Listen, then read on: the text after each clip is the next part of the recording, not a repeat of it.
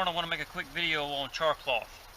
I don't use char cloth per se, but I'm a firm believer in that you should know every technique you can about anything when it comes to wilderness and survival. When I go hiking, in my EDC is my hiking pack. It's my get home bag. It's my bug out bag, whatever you might consider it. Always have big lighters. Always have ferro rods, and I use them interchangeably. You know, my tinder. I've carried this for a long time. Is Vaseline and cotton balls. You know, that's my personal preference. But it's not to say that I don't know how to make feather sticks.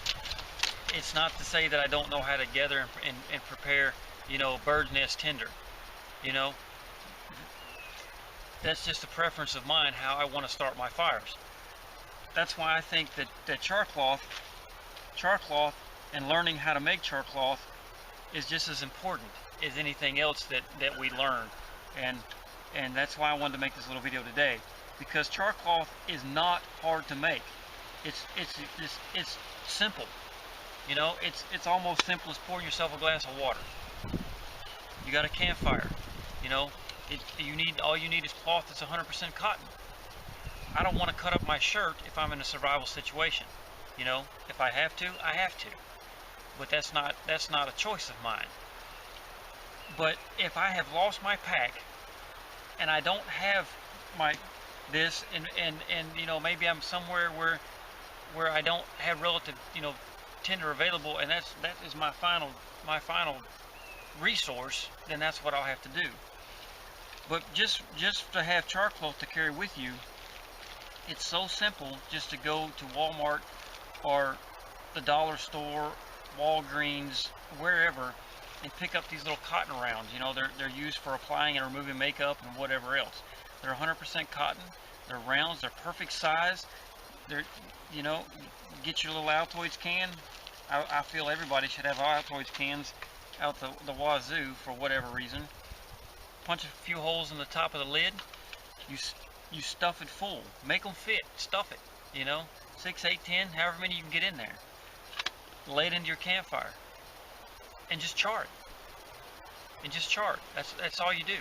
You know, as long as that lid is closed and sealed, it's not going to burst into flame.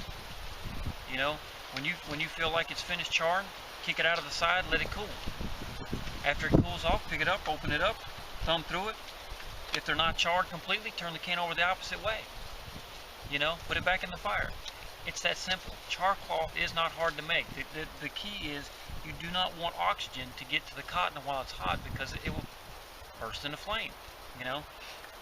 But then once the rounds are the perfect size, because once they're charred, you know, where the size of a silver dollar, then you fold them, and then you fold them again, and then if you have a magnifying glass, put it on that little corner right there, and you'll know when it's lit, because your finger and your thumb will begin to burn.